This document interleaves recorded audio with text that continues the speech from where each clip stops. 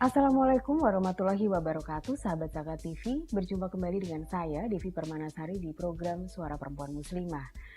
Sebagaimana kita tahu bahwa hidup di kota besar tentu sangat sulit. Meskipun kita yakin dan kita percaya bahwa Allah Subhanahu wa Ta'ala telah memberikan anugerah kepada kita kekuatan lahir dan batin, tapi pasti kadang ada saja rasa tidak percaya atau rasa was-was dan khawatir. Saat ini di tengah-tengah kita telah hadir seorang perempuan yang luar biasa, Ibu Samini. Assalamualaikum. Waalaikumsalam warahmatullahi wabarakatuh. Saya manggilnya Mbak Sam aja ya, biar akrab. Ya. Mbak Sam ini bekerja sebagai buruh cuci. Ya. Mbak Sam, kalau tadi di awal saya bilang bahwa tinggal di kota besar itu cukup sulit, berat, ya karena persaingan segala macam. Kalau menurut Mbak Sam gimana? Itu benar nggak ya? Sangat berat, Mbak. Sangat berat. Iya. Nah, kalau sangat berat gitu ya, tapi akhirnya sampai sekarang Mbak Sam juga masih bisa bertahan hidup gitu ya. Kalau saya boleh tahu, apakah Jakarta dulu memang sebagai tempat tinggal Mbak Sam atau Mbak Sam dari daerah hijrah ke Jakarta? Dari daerah hijrah ke Jakarta. Dari daerah hijrah ke Jakarta. Iya. Waktu itu daerahnya di mana ya, Mbak? Klaten. Klaten. Iya. Nah, kalau memang kita sudah tahu dari berita, dari berbagai cerita orang bahwa hidup di Jakarta terutama ya itu sangat berat. Tapi apa yang menyebabkan Mbak Sam tetap juga datang? Kan, Mbak. Ingin mengadu nasib, ya. Mengadu nasib di Iya. Jakarta. Waktu itu usia Mbak Sam berapa? 13 tahun. 13 tahun. Jadi waktu itu kira-kira lulus SD, Mbak. Lulus SD. Jadi sekolah Mbak Sam sempat ya bersekolah di Klaten sampai SD, terus lulus dibawa ke sini sama kakak saya. Saat itu orang tua bagaimana? Ada orang tua? Ada, sebenarnya nggak boleh, Mbak. Tapi karena keadaan saya kepingin mondok, kagak ada biaya, pengen sekolah lagi, ya lari aja ke Jakarta. Ikut mondok kakak. itu artinya Pengen ingin di pesantren. Ya, cuman saya nggak ngomong ke orang tua, cuma ditahan di dalam hati aja. Gitu. Iya. Nah, Mbak, pasti orang tua tidak setuju ya. Iya. Anak Tapi yang lama-lama kan mereka sayang gitu ya, dan perempuan waktu itu juga usia 13 tahun itu relatif masih kecil. Iya. Terutama ibu pasti berat melepas Mbak Sam. Waktu itu ada tidak seperti seakan-akan ada terjadi perang atau adu mulut dengan orang tua? Nggak ada, Mbak. Karena kakak saya pernah perginya juga masih kecil ke Jakarta, jadi diizinin. Yang penting kan ada saudara kandung yang satu rumah sama saudara kandung, nggak apa-apa. Nggak apa-apa. Iya. Nah, waktu itu sampai di Jakarta, apa yang dilakukan Mbak Sam? Kerja jadi pembantu. Menjadi pembantu rumah tangga. Iya. Dan saat itu juga kakak berprofesi sebagai pembantu rumah tangga. Iya. Jadi Mbak Sam tinggal dengan kakak dengan bekerja di tempat yang sama. Iya. Berapa lama, Mbak? Hampir 4 tahun. Hampir 4 tahun. Pulang lagi ke Jawa, balik lagi ke sini. Gitu. Kenapa Mbak Sam pulang lagi ke Jawa? Pulang ke orang tua, Mbak. Setiap lebaran pulang, balik lagi. Gitu. Iya. Ada nggak rasa ragu-ragu begitu Mbak Sam dari Jakarta terus kembali lagi ke Jawa? Mbak Sam ada ragu-ragu untuk aku nggak akan kembali lagi ke Jakarta, atau masih ada penasaran terus ingin menadu nasib kembali lagi ke Jakarta? Kembali terus. Emang nggak pakai ragu, Mbak. Nggak pakai ragu. Saat itu berarti apa modalnya Mbak Sam? Keyakinan. Saya harus bisa hidup lebih baik dari orang tua saya. Oke. Nah, bicara soal keyakinan, dan akhirnya sekarang Mbak Sam memilih menjadi buruh cuci. Iya. Sebenarnya buruh cuci pun itu tidak pekerjaannya pun tidak jauh beda dengan pada saat menjadi pembantu rumah tangga. Iya. Hanya sekarang khusus untuk mencuci dan mensetrika. Iya. Gitu. Itu langsung jadi pada saat menjadi buruh cuci pembantu rumah tangga langsung berganti profesi menjadi buruh cuci begitu, atau ada pekerjaan Sebelumnya lain? dagang di pasar, Mbak. Dagang di pasar. Iya, dagang di pasar lumayan lama. Terus pulang dari dagang di pasar, saya dagang baju. Habis dagang baju keliling bertahun-tahun sampai 8 tahun itu, Mbak. Cuma saya hamil anak yang keempat. Oh, jadi saat itu sudah berkeluarga? Iya, udah punya anak 3. Dagang di pasar itu lama, Mbak. Kok semua dagang udah dicoba. Modal itu dari siapa, Mbak, saat itu? Saya di drop dari Tasik, terus tinggal jualin. Oke. Nah, kalau nggak kakak saya yang ngedrop dagangan. Terus sekarang mungkin buat nyekolahin anak modalnya habis, jadinya saya balik ke dagang ke pasar. Jadi model yang digunakan waktu itu untuk berdagang di pasar Buat nyekolahin anak saya kan mondok mbak di pesantren. Oke. Nah sebelum pada saat kita bicara kehidupan sekarang, jadi pada saat dulu bekerja sebagai pedagang Iya. di pasar, itu model yang digunakan adalah modal tabungan sejak Mbak Sam bekerja sebagai pembantu rumah tangga. Enggak, saya bantuin kakak saya, Mm-mm. ntar dikasih duit sama kakak saya. Yang itu ditabung untuk jadi modal Iya. berdagang. Oke, Mbak Sam, berarti sekarang sudah berapa lama ya berprofesi sebagai buruh cuci? Hampir 7 tahun mbak yang 7 belakangan tahun. ini, iya. 7 tahun. Nah, suami gitu ya, suami bagaimana menyikapi pekerjaan Mbak Sam? Karena kan tadinya Mbak Sam berjualan pakaian kan di pasar. Yang penting bagi saya, kata suami saya enak, jalaninya ikhlas, nggak apa-apa, yang penting nggak tertekan. Begini. Suami sendiri bekerja Mbak? Bekerja dagang mainan mbak di sekolah. Oke, sampai sekarang? Iya. Sampai sekarang. Jadi setiap hari pagi Mbak Sam pergi untuk mencuci, Iya. dan suami pergi berkeliling menjajakan Iya. mainan anak-anak. Iya. Itu. Mbak Sam sekarang tinggal di rumah itu ada berapa orang? Kontrakan ada 4 orang mbak. Mbak Sam sekarang mengontrak dengan 4 orang. Iya. Itu Mbak Sam, suami, dan Anak 3, anak 3. karena yang satu lagi mondok jadi yang 2 cuma 2 doang yang di rumah. Gitu. Nah ada yang menarik di sini, pekerjaan Mbak Sam buruh cuci. Mbak Sam bekerja untuk berapa keluarga? Yang pokok 3, cuman Mm-mm. 5 mbak, cuman yang 2 itu nggak Nggak rutin? nggak tiap hari. Iya. Oke. Itu dengan pendapatan yang Mbak Sam kumpulkan, itu pendapatannya per hari, per minggu, atau per bulan? Per bulan. Per bulan. Gitu. Mbak Sam, anak-anak Mbak Sam bersekolah? Iya, yang gede kuliah udah semester 4 Kuliah semester 4 di UIN. UIN. Iya. Yang nomor 2? Aliyah kelas 2 Alia kelas pesantren. 2. Iya. Yang terakhir Masih 6 tahun. 6 tahun. Iya. Berarti tahun ini akan masuk SD. Iya, masuk madrasah. Nah, sahabat Saka TV, yang menarik ya, dan kenapa kita menghadirkan Mbak Sami ini di sini adalah Mbak Sami ini sangat luar biasa. Mbak Sami ini bekerja sebagai buruh cuci, suami berkeliling menjajakan mainan, Iya. tapi akhirnya Mbak Sam berhasil untuk menyekolahkan anak-anak. Keyakinan saya mbak, cuma Keyakinan. satu keyakinan. Oke, Kan Mbak Sam, kita jeda dulu, Iya. gitu ya. Nanti kita lanjutkan lagi Iya. keyakinan seperti apa yang ditanamkan Mbak Sam dalam diri pribadi dan juga keluarga saat lagi bersama kami di Suara Perempuan Muslimah.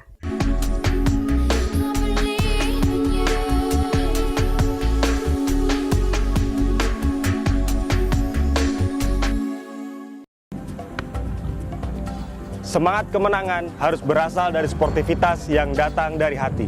Saya Bawang Pamungkas, saya zakat di Dompet Duafa. Keluarga adalah sumber inspirasi saya.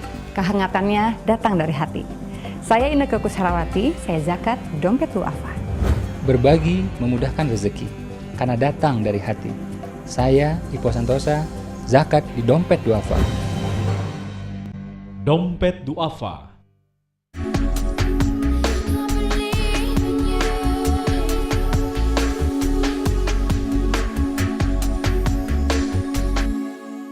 Sahabat Saka TV, sebuah keyakinan itu adalah modal dari Mbak Sam ini. Mbak Sam, ya, kita juga ingin tahu gitu ya, meskipun ada keyakinan gitu, itu kan keyakinan yang Mbak Sam pelan-pelan bisa ditanamkan dalam diri Mbak Sam. iya, Pastinya juga support suami. iya, Suami pun juga harus bisa mengimbangi Mbak Sam. Iya. Tapi di sini ada anak-anak. Gitu. Kita tidak bicara, kita belum bicara anak-anak pada saat usia sekarang sudah dewasa, gitu ya, sudah relatif mengerti. Tapi pada saat mereka masih kecil, mereka bagaimana menyikapi pekerjaan Mbak Sam dan suami? sempat malu mbak. Sempat malu. Waktu itu anak saya SD kelas 3 yang pertama, suami saya dagang gulali ke sekolahan. Kata anak saya gini, ayah jangan dagang ke sekolahan kakak malu dikatain anak tukang gulali.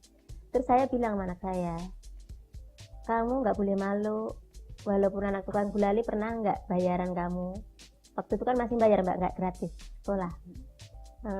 Bayaran nggak pernah telat, buku nggak pernah nggak bayar. Selalu sebelum teman-temannya belum bayar, saya supaya anak saya semangat Mbak. Jadi saya utamakan sekolah, walaupun makan seadanya, yang penting anak saya bisa sekolah itu. Jadi ya apa, untuk membesarkan hati anak saya waktu masih kecil-kecil Mbak.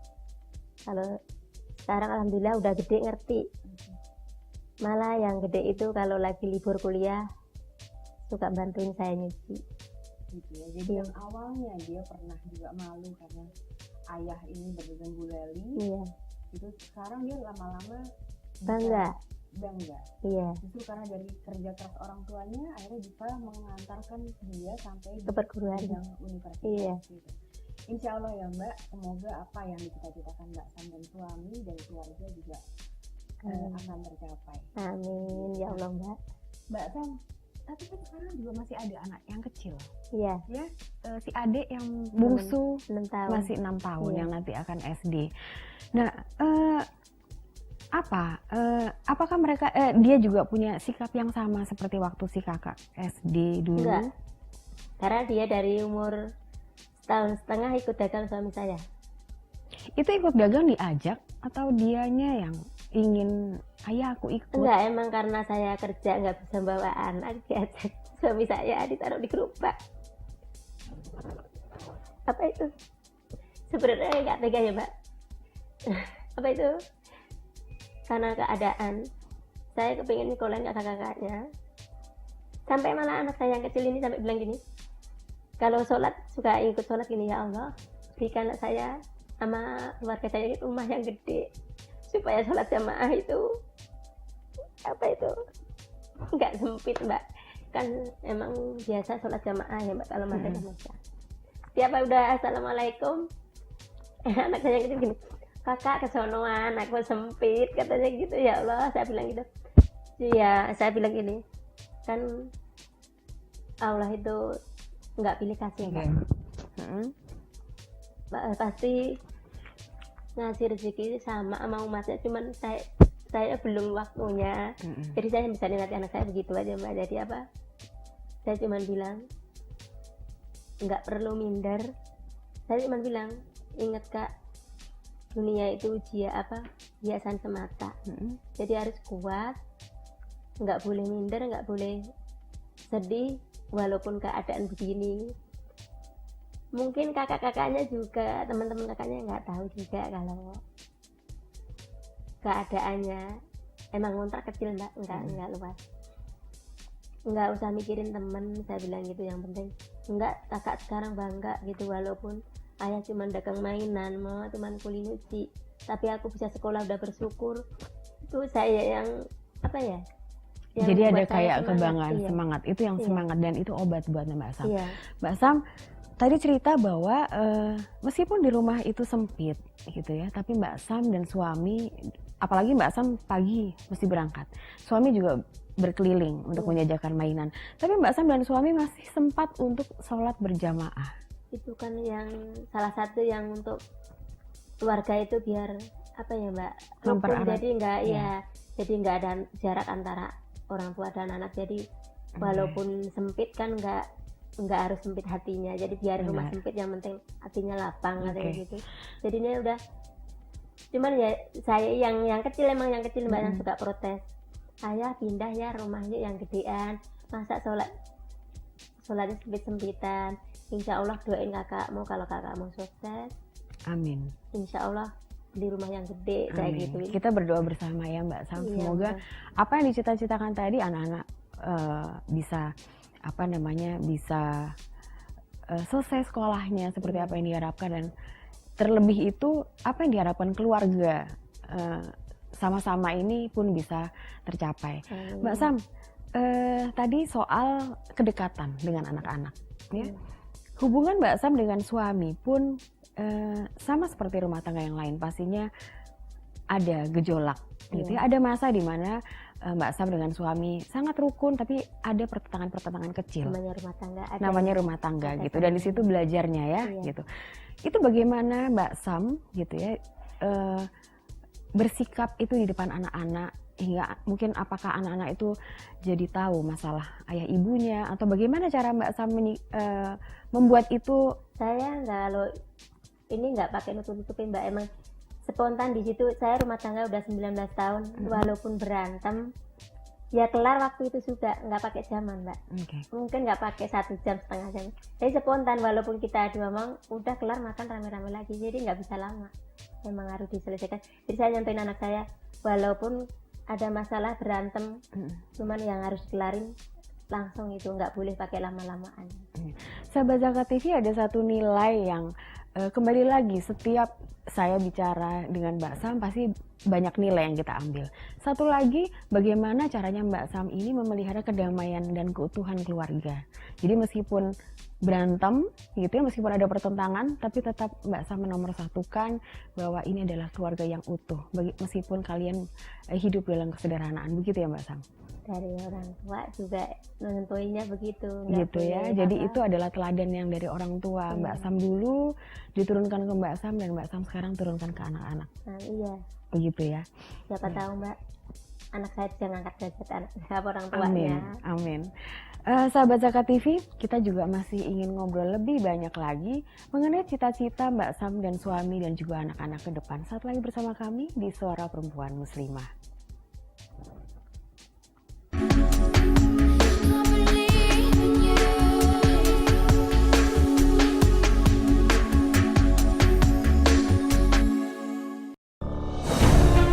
Ketika keindahan dunia merebak keselarasan, berbagi kemesraan.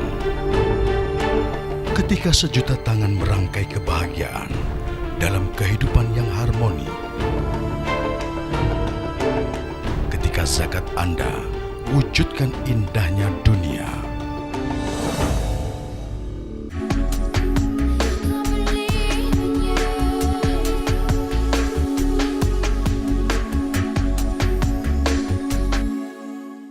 Sahabat Zakat TV, kita lanjutkan obrolan menarik kita dengan Mbak Sam ini.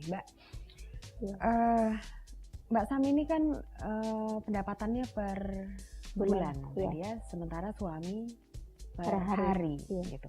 Nah itu bagaimana Mbak? Kalau boleh tahu, saya tidak bertanya Mbak Sam dapat berapa, suami dapat berapa, enggak. Tapi yang kita ingin tahu bagaimana cara Mbak Sam mengelola rezeki yang didapat ini sampai akhirnya Mbak Sam berhasil loh mengantar terutama yang baru sekarang si sulung ya untuk kuliah. Itu caranya gimana ya Mbak?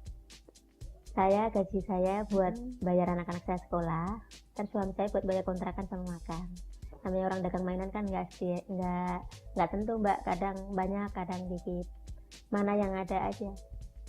Emang dari rumah saya melangkah kaki niatnya untuk kerja untuk bantu suami untuk suami saya. Ya saya bilang cuman gini, ya Allah, saya kerja untuk membantu suami hamba karena Engkau. Jadi apapun yang saya lakukan kan niatnya ibadah Mbak, katanya begitu.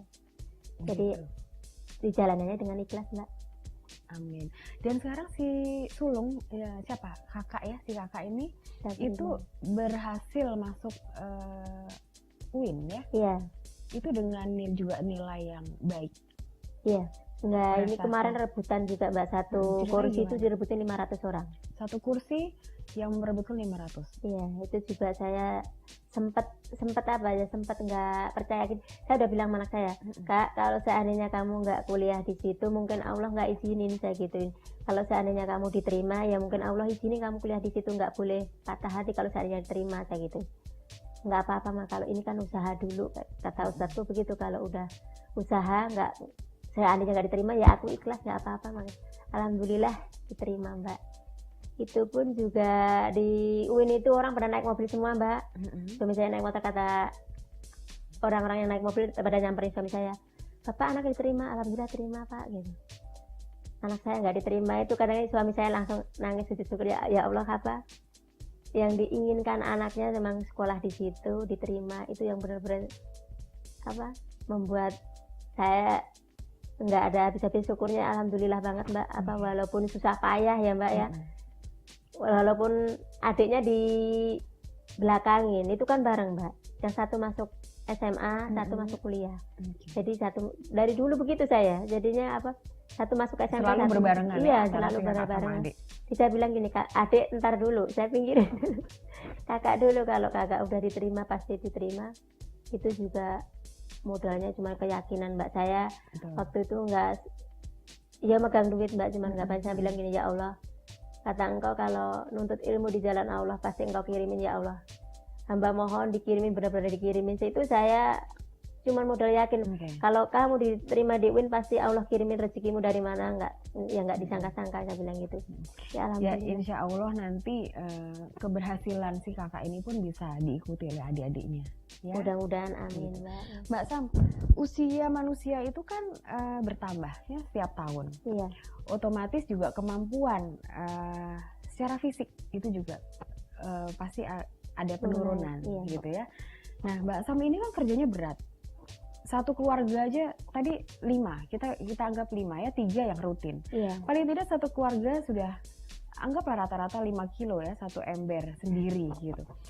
Ini Mbak Sam punya rencana apa gitu ya dengan sekarang paling tidak sudah terlihat gitu ya? Kalau deket-deket ini belum Mbak, saya jalanin aja.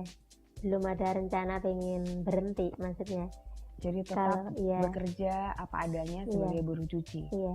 Gitu. Cuman anak saya bilang gini, kalau aku udah kerja mama harus berhenti, nggak boleh kerja. Kata anak saya begitu. Saya bilang yang mudah-mudahan Kak, minta bantu doanya Mbak. Itu anak saya itu emang cita-citanya tinggi Kak. Sampai dia bilang gini, seandainya nanti aku udah S1 udah selesai, aku kan kerja Mak. Aku mau nerusin S2 biaya sendiri. Itu yang membuat saya harus semangat, nggak boleh lemah gitu ya, walaupun dia fakultas apa ya sekarang tadi ya jurusannya PAI Pendidikan Agama Islam.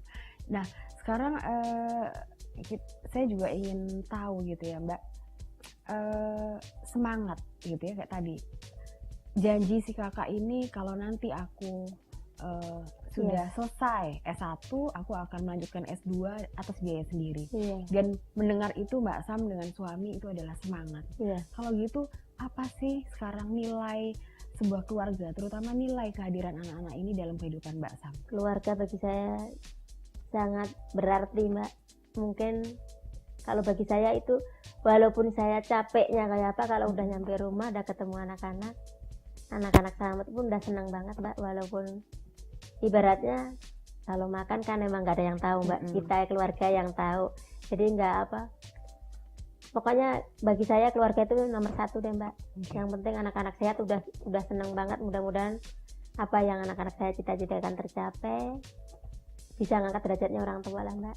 Amin. Cuman juga yang bikin saya haru gini, anak saya dulu nanti kalau aku udah kerja, udah punya rezeki, ayah mama pokoknya naik haji, insya Allah pasti Allah kabulin ya Mak ya kan. Itu yang membuat saya, ya Allah mudah-mudahan engkau kabulkan. Cuman itu doang yang saya walaupun kan nggak boleh kecil hati ya Mbak. Iya, Allah itu adil. Jadi berarti doa yang selalu Mbak panjatkan itu apa? Saya memang kepingin anak-anak saya itu menjadi anak yang soleha. Amin.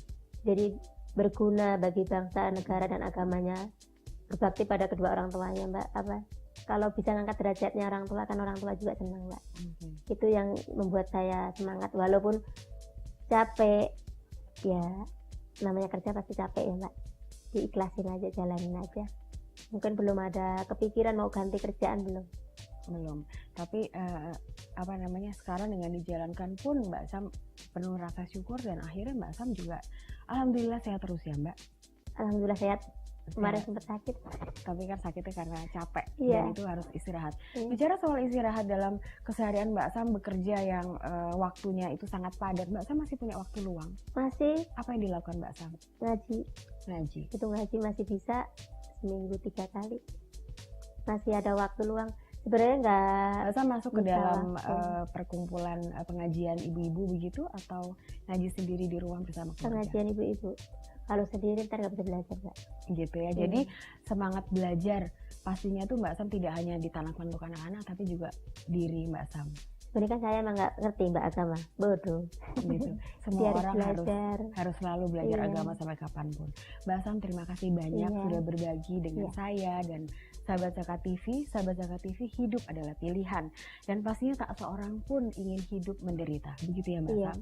Tapi bagaimana kita bisa menyikapi sebuah kesederhanaan dan itu bukan menjadi penderitaan, itu adalah tergantung kitanya. Semakin besar rasa syukur kita membuat jembatan yang megah, yang kokoh untuk menyambut kebahagiaan.